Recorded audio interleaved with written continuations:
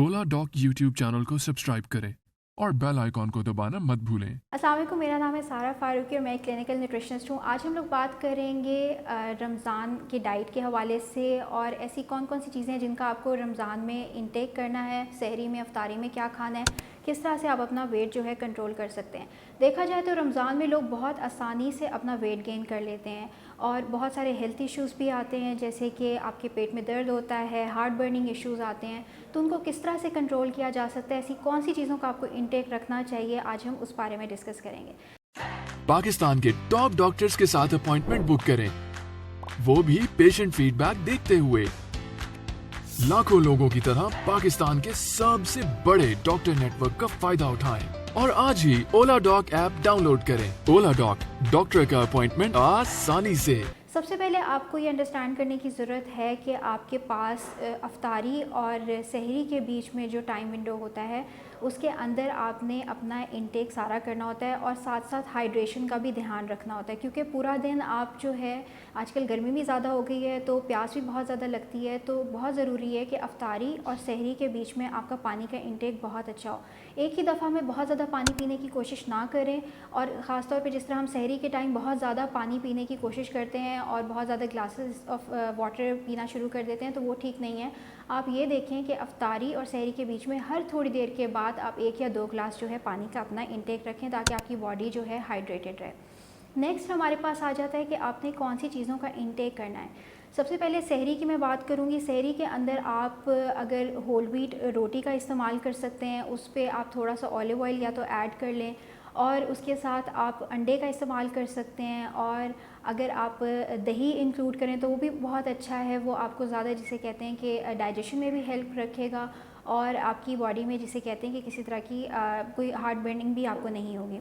तो खाने के बाद आप योगर्ट का भी इस्तेमाल कर सकते हैं और सहरी के टाइम योगर्ट के अंदर आप फ्रूट्स भी ऐड कर सकते हैं। फ्रूट्स ऐड करके भी आप इस्तेमाल कर सकते हैं और कोशिश करें कि बहुत ज़्यादा अमाउंट में एक ही दफ़ा खाने की ना कोशिश करें, थोड़ा सा कंट्रोल्ड अमाउंट में खाएं।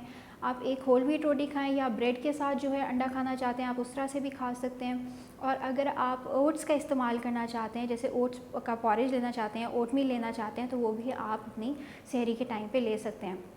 अब इसका आपको क्या फ़ायदा होगा, ये हाई फाइब्रस फूड्स हैं, ये आपको ज़्यादा देर तक सेटिस्फाइड रखेगा और आपको भूख नहीं लगेगी। भूख आपको तब लगती है जब आप इस तरह की चीज़ें खाते हैं जिसके अंदर फ़ाइबर की क्वांटिटी बहुत कम होती है या वो लो फाइब्रस फूड्स होते हैं।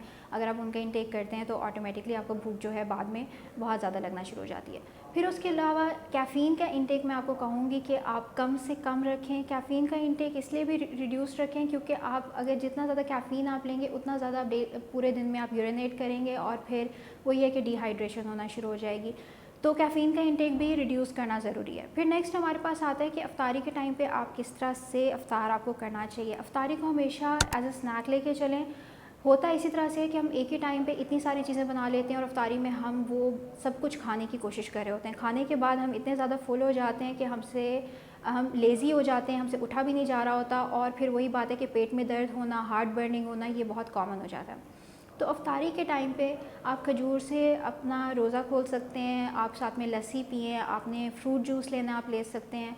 उसके अलावा अगर आपने जिंजर एल बनाना है तो आप वो ले सकते हैं।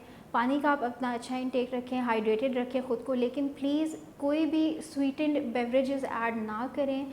जैसे हम लोग अक्सर घर में वो शरबत वगैरह जो बना रहे होते हैं उसमें हम चीनी वगैरह ऐड कर रहे होते हैं, या अगर आपने मिल्क शेक भी पीना है तो उसमें चीनी प्लीज़ ऐड ना करें। ऑलरेडी फ्रूट्स की जो है अपनी स्वीटनेस बहुत होती है किसी भी मिल्क शेक में, तो आपको स्पेशली उसके अंदर चीनी ऐड करने की ज़रूरत नहीं है। और बच्चों में भी जो है ये आदत ना डालें, उनको भी कोशिश करें अगर मिल्क शेक बना के देना है तो आपने उनको सिंपल फ्रूट मिल्क शेक बना के दें, उसके अंदर कोई शुगर ना ऐड करें। फिर आपके पास आ जाता है कि आप नेक्स्ट सैलड ले सकते हैं, फ्रूट सैलड ले लें, या फिर आप दही बड़े ले सकते हैं, चना चाट खा सकते हैं। अब ये वो स्नैक्स हैं जो आप इवनिंग में आराम से इफ्तार इससे अपना अफ्तारी कर सकते हैं। अब उसके बाद फिर आप थोड़ा सा ब्रेक लें, आप जाके नमाज़ पढ़ें, थोड़ा सा वॉक वगैरह करें और फिर आप एक प्रॉपर मील ले सकते हैं। उस मील में अगर आप रोटी सालन खाना चाहते हैं तो आप ले सकते हैं, आप चावल खाना चाहते हैं तो आप ले सकते हैं, या फिर आप उन्हीं स्नैक्स का दोबारा से इंटेक करना चाहते हैं तो आप कर सकते हैं।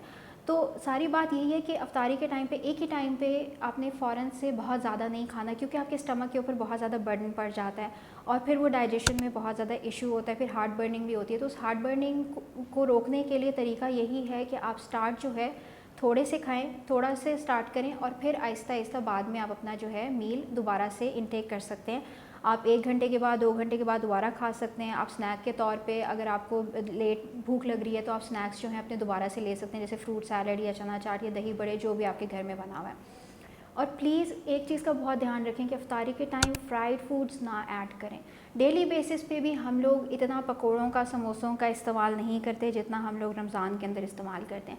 देखा जाए तो पूरे दिन में भी आपका इतना कैलोरीज़ का इंटेक नहीं होता जितना रमज़ान के अंदर स्पेशली आपका इंटेक हो जाता है। उसकी रीज़न ये है कि हम फ्राइड फूड्स का बहुत ज़्यादा इंटेक करते हैं।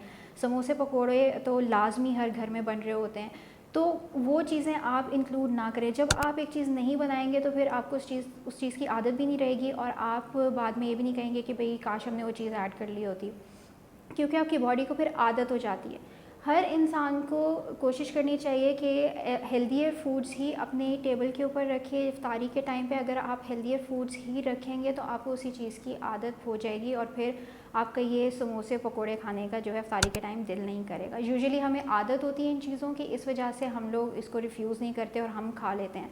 थोड़ा थोड़ा खाने के चक्कर में हम बहुत ज़्यादा उसका इंटेक कर लेते हैं और फिर वही बात है कि हमारी तबीयत जो है वो बहुत ज़्यादा ख़राब होना शुरू हो जाती है।